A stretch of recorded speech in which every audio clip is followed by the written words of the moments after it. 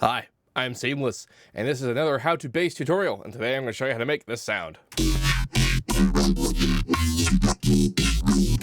Yeah. I just got back from Belgium. I did a talk at a place called Play and Produce in Ghent. And Ghent is cool as hell. Had a good time for all y'all that I met out there. Good time meeting you. It's pretty sweet in general.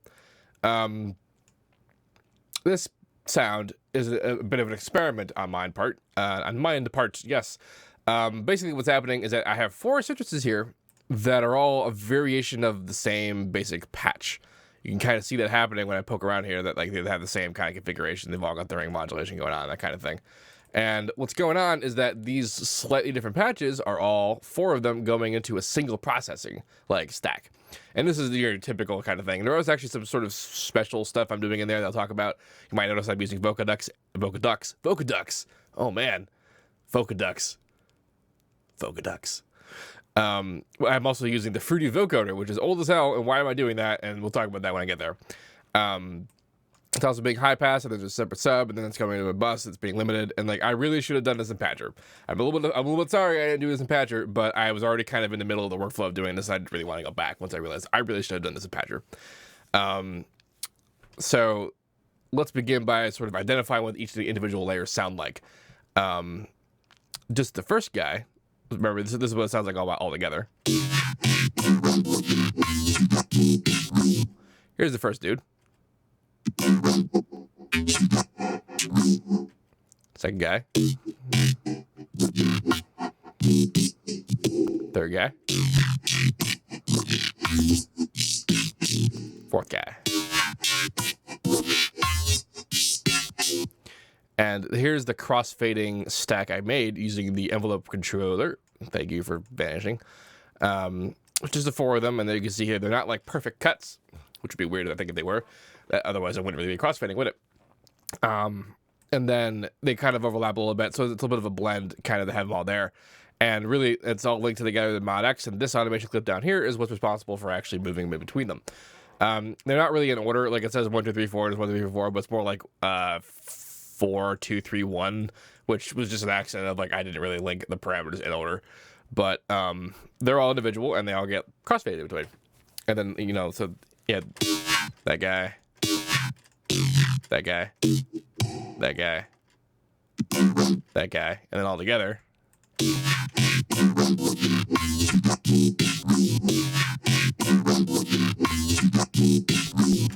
And it all feels rather nice. And of course, the sub comes together to fill it out a bit. So let's look at what the individual Sytrusi are like before it gets processed.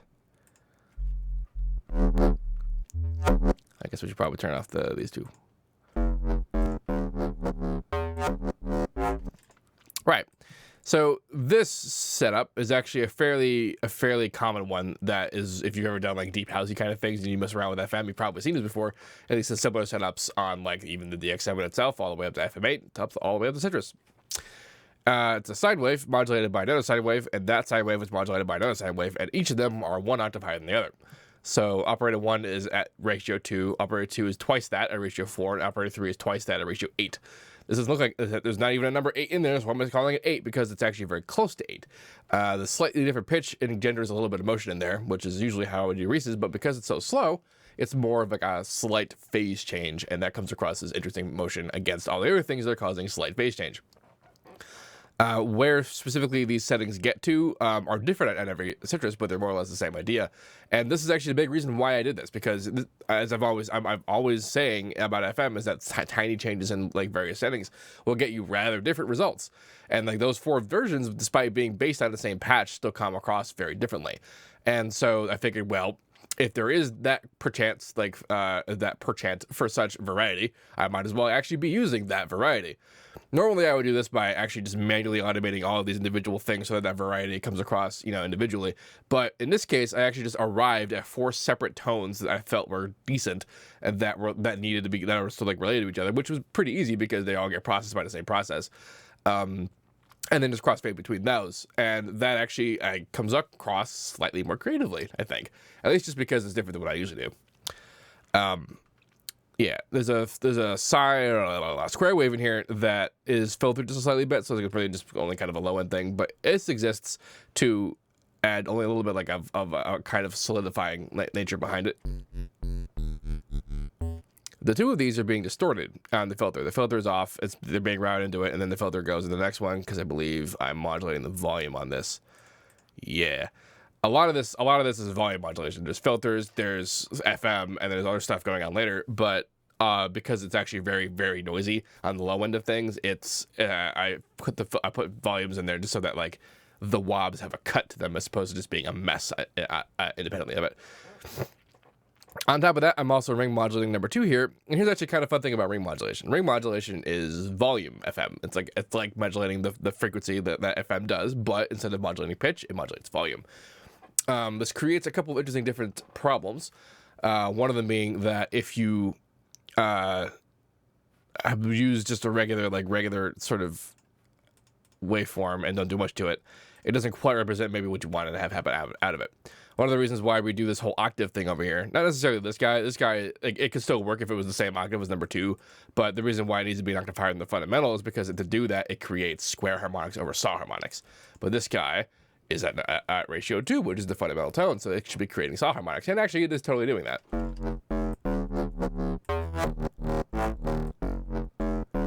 But I have it only on slightly because I want like the tiny little hint of a saw, but I want the main feeling of it to be square, pretty much, you know, for most of these things.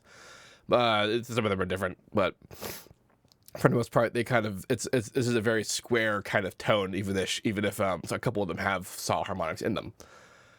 And then they're all going in here. I have a little bit of unison on. Yep, 7 voices of unison and really tight unisons, like a small pitch and small phase. Like without that, it's pretty imperceptible, but this really matters when it gets into what goes on in the processing stack, which is where everything gets distorted. So before we go to that, let's talk about what the other Sytrus are doing.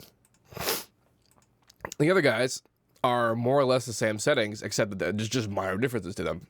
Differences in like how big the pitch is, where the phase starts, is how many voices there are in unison, specifically how hard the settings are on these particular settings in here, how far the ring modulation goes, what shapes the things are, and these are just things I changed on a whim and just kind of did them until they just like sounded right, or just sounded cool, which I guess is still right. And that's kind of the key for things like this, is that we just sort of let ourselves experiment with the things that make the sound. So like after I already made the parameters that made the first one, I just cloned it and just messed around with them a bit. Like they're not wholly new Sytruses. Sytrusi. Or is it a citrus of citruses? Is citrus its own plural? Same thing with the other guys. They're all just sort of minor variations on the same idea. Some of them have a bit more like intense differences, but these are mostly still just the same basic concept. This is sort of what FM is super good at, is that like all those minor differences, like I said, compound into somewhat incredible differences. Minor differences compound into incredible differences. I guess that makes sense. I have a layer here, and I'm layering the 4 of these, and then also the sub. And then all 4 of them have that crossfade on them, which is being controlled by this dude here. I also have another one. I have another Fruity Envelope controller, and this is controlling a whole host of shit. Basically, I have the big macro up here, and this is controlling internally the mod X controls inside here, which I'm pretty sure are just volume on almost everything. Volume on the modulators means that that's going to control FM, which is what I meant before about ring modulation being cool, because if you're controlling volume and you're FMing volume, you're FMing the FM. Cool. Even volume control on the square here. You can see that the curve is slightly different, and the reason why that is because I wanted this to cut off before it got down there. I wanted the wobble of it to really cut when it comes down, as opposed to kind of bleed a little bit. There is still a little bit of bleed, but that's unintentional. It's intentional, and it usually it involves the reverb that happens later. I actually have declick on a lot of these, but that's because when you use unison and you have the phase set pretty hard, and there's a lot of voices, it snaps really hard because the waveforms are just on. And that ended up being a little bit much, so declicking was engaged to kind of take care of that. And I believe I'm also modulating volume on the second filter. So like after all of this, it gets distorted, it comes together. The distortion, of course, sort of takes away a bit of the harshness of when you make cuts like that. When you go to 0, 0, 0, doesn't matter how hard your distortion is, if nothing's happening, nothing's gonna come out of it. So if you come all the way down, it will eventually go away. But much like when you're doing regular automation, a straight linear path does not necessarily always mean that it's going to sound the most in time. And that's why some of these are curved or whatever, because they sort of felt they're better, like, you know, with their particular tensions. But this is still the truth for when we're doing automation linking in here, which is why this guy has coming down like all the way down here, because the rhythm of it felt right when it cut a little bit earlier. And that's really what I governed my decisions on this by, is if it felt right, not so much a gridded kind of sensibility of any kind. Pretty much all of them are doing this, and then everything else is about sort of the control that goes on in the processing stack. So the processing stack is a little bit of the same as of my usual stuff, but a little bit different. Making sure I'm actually recording the correct thing. Yay. First step, EQ. And this is, again, the same sort of things you're used to seeing me do. Got a bandpass and some notches, but these notches aren't actually full notches. They're regular, they're just peak controllers, peak filters, actually. And I've been having a little interesting moment sort of looking at EQing in a different way than I'm used to. And this is because of the whole idea of the phase relationship that minimum phase EQs impart onto your track. In case you didn't know, if you're wondering what linear phase meant and what the opposite of that is, which is to say minimum phase and what that means, filters and EQs do their job by causing phase cancellation at the point of the cutoff in a certain way that creates the cancellation or the interference that I guess the interference either way, constructive or destructive, to make whatever shape that it actually happens. This wasn't totally clear to me for a long time as to what that actually meant, and mostly because like it's not super important to like really, like, you can know this sort of stuff, but largely people are just kind of like, just use your ears, just do the job and don't even worry about it kind of thing. And then later you learn things like, oh, don't go -4 dB, don't never boost, that kind of thing, only cut but very lightly. And that's all to preserve your phase relationship.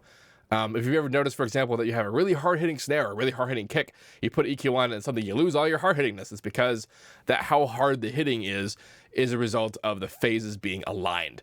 And in the way that makes that happen. And the second you screw with that, and the second it stops being together, it will no longer have that impact that it had before. Where this matters for what we're doing now, because we're not really doing anything impactful, at least in the same way, is that while like we can look at this as like a literal like visual of being like, okay, this is gonna cut this, and it's gonna come down, it's gonna do this job, and it's gonna scoop it. Really, what you got to think about is you got to think about this in terms of how everything's going to overlap and then the phase change that's going to create. And now I actually kind of see EQs not so much as like a level attenuation of particular frequencies, but as introducing phase cancellation in particular areas that create that result, which is a little bit of screwing in my head, not gonna lie. And like I haven't really formalized any of this in terms of like actual technical details, but I just wanted to put that idea in your head so that you can think about it a little bit. But this is, bandpass. This is the main bandpass, and here's the three guys. And like these dudes, the same as usual, just kind of exist to create a character change over time, whereas the bandpass exists to create the rhythmic change.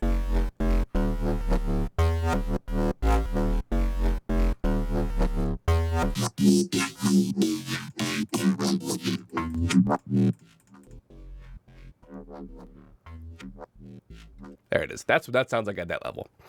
And as you can see, that went a pretty big way to kind of becoming the sound that we're hearing.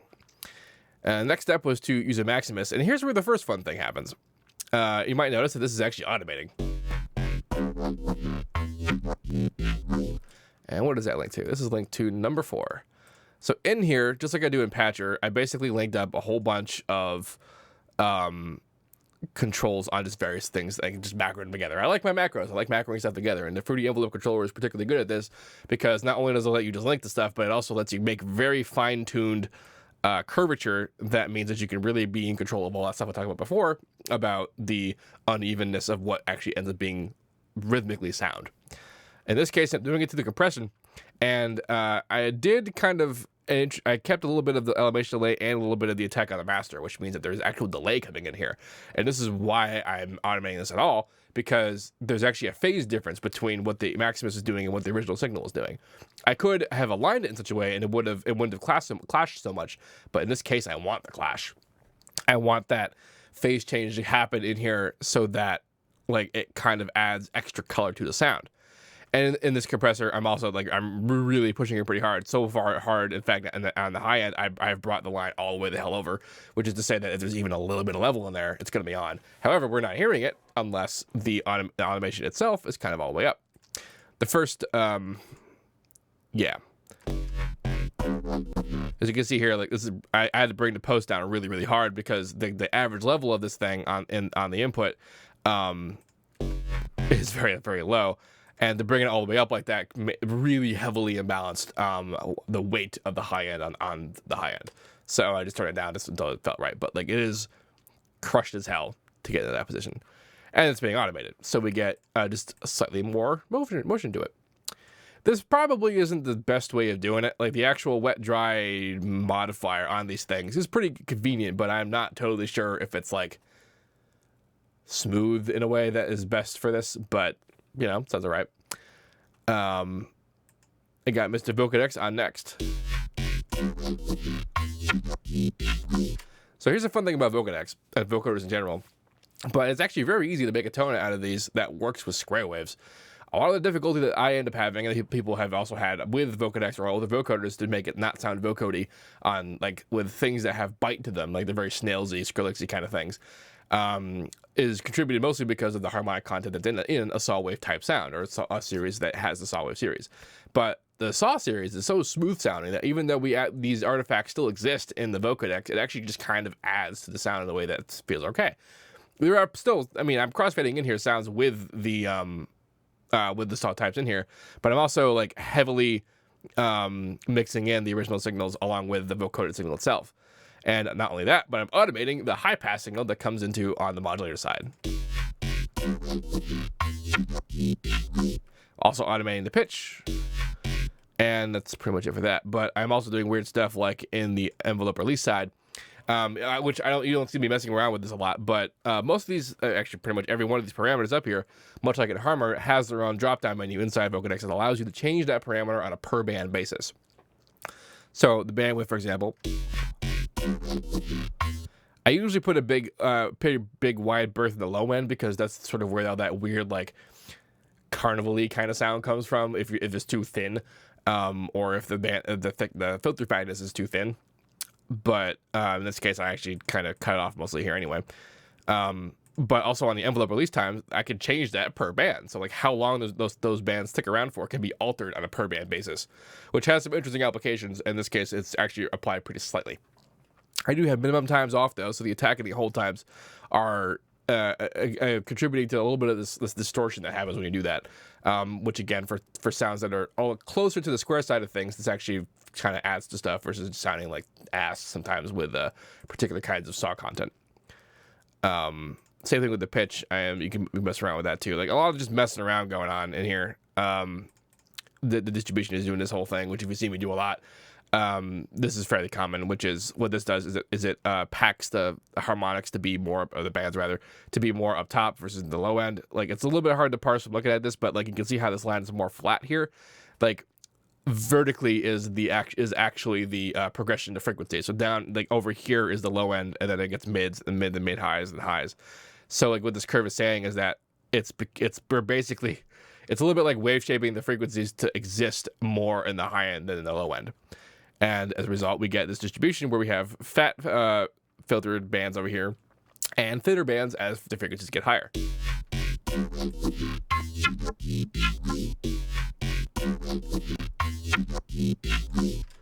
And that's pretty cool.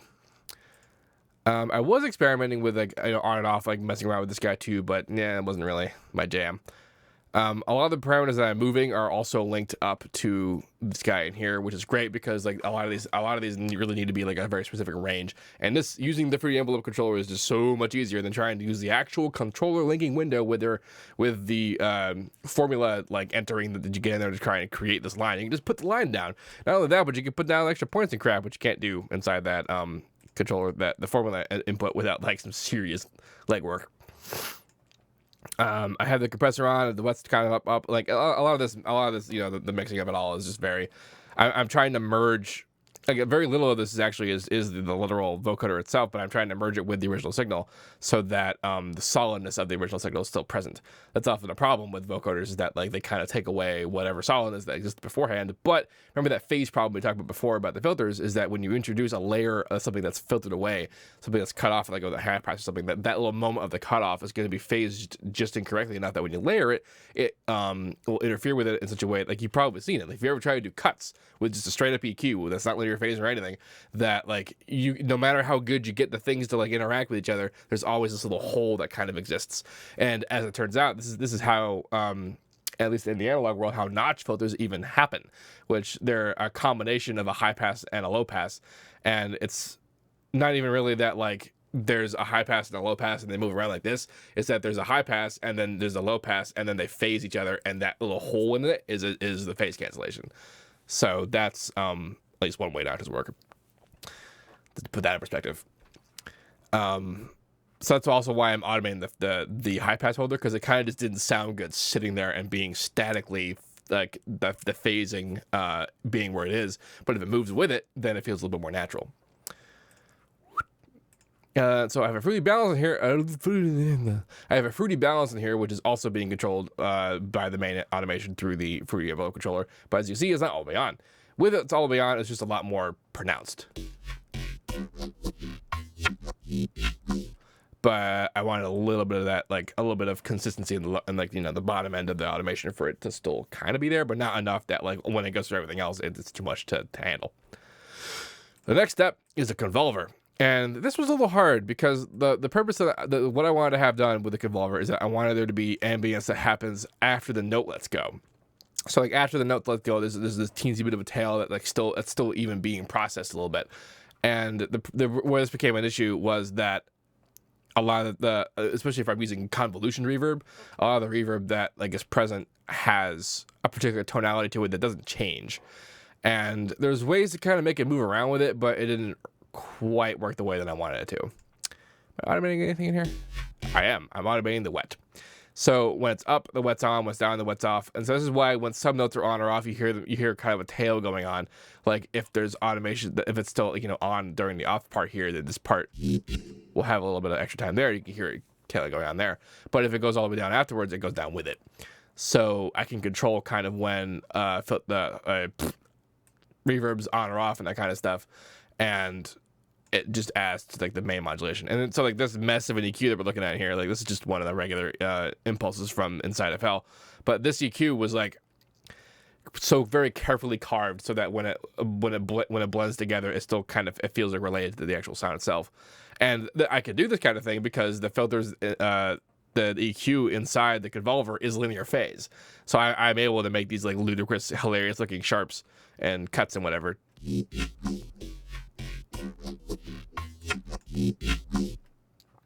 So that's what's up with that. And then there's another Maximus. Now this one's fun because I'm automating the low and high band position.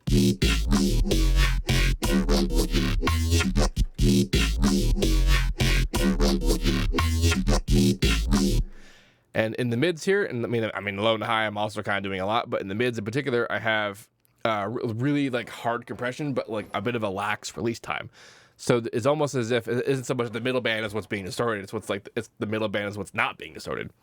At least not as hard. And like I kind of merged the low end of the like, you know, the stereo and the mids and the highs. Like there's a lot of stereo going on in here.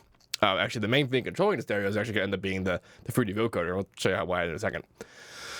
There's not really a lot of like hardcore stuff going on in here. Like this is just normal. I could probably just turn this off, but it's just kind of doing its thing.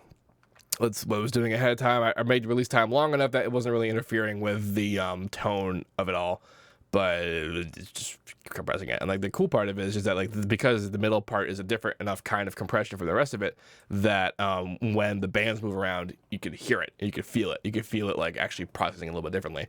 It's a very subtle effect, but it's enough. And against, you know, the OTTing I'm doing here, it makes it so that there's just this extra little nuance in there, which is the best thing to do for like macro sounds. People are always talking about in massive when they're doing it that like they just move more things to get a more interesting sound, and that's more or less universally correct. Move more things and you get more interesting sound. So now the fruity vocoder. So this is the old vocoder. This is what existed, I think, since FL3 at least. And what's a little bit funny is that I actually hadn't looked at it in years. And it is a little bit more, like, I actually kind of get some of the stuff that it's doing. And it's actually doing some pretty sophisticated stuff. It has straight up, like, regular band setup and go all the way up to 128, which is, like, actually more than the regular Vocodex. Has different kinds of filter types. Has the whole button. And then it has bandwidth, min-max, scale, and the formant, I imagine what this is. So this is just the pitch control from inside there. This is the bandwidth control. The min and max settings are actually the band distribution control that exists inside Vocodex. Except in this case, this isn't like Vocodex where you can have a curve in there. There's just a top and a bottom, and then so you have your 128 that fits around the spectrum, and then like if you move the bottom, all 128 of those are going to be in here now, and so they move it forward and squish it and that kind of thing. And then they have the scale option, which bends it back and forth, bends the distribution of it back and forth, which is just what you could do with the curve inside Vocodex. I never knew that. I never knew that this thing could do that, and it actually makes a lot of sense now that Vocodex has this functionality, because apparently so did the old one. Go figure. How many years do we have this thing? Because we're going to do some serious work with this, for real. However, unlike Vocodex, there's only one way to use it, which is left-right encoding.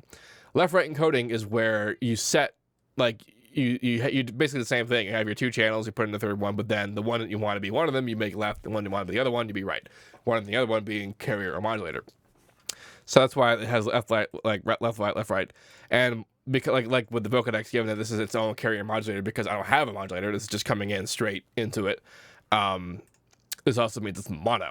So when it's all the way on there, wow. Let's turn that on and turn on the limiter. Please, thank you.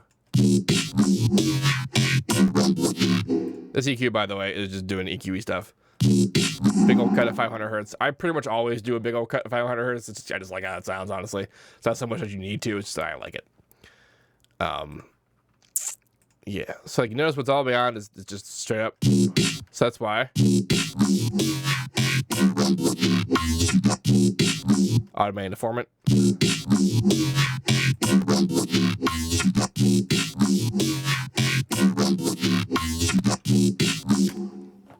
The thing about vocoders that I didn't really get until like maybe a year ago is that as much as the modulator controls the carrier to make it sound one way or the other, and if you use a particularly formant devocally modulator, then you're going to particularly formant devocally result. Just the act of splitting it up into bands is also enough to get you a formant result. And that's because that's pretty much just what the formants are. They're just like individual little moments inside the spectrum that are separate from a harmonic structure that move around in a particular way that resembles human speech. It's actually hard to not do that. I used to think that it was difficult to do that on purpose, but later I've discovered it's actually really hard not to do that, like to have that not happen.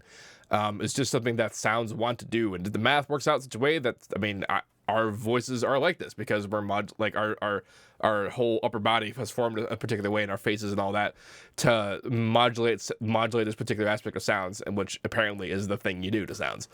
Things like phasers also do this, where you just like things get chopped up into little bands, you move around, they have width, and then moving the width around gets you that formaty feeling. So this happens in vocoders.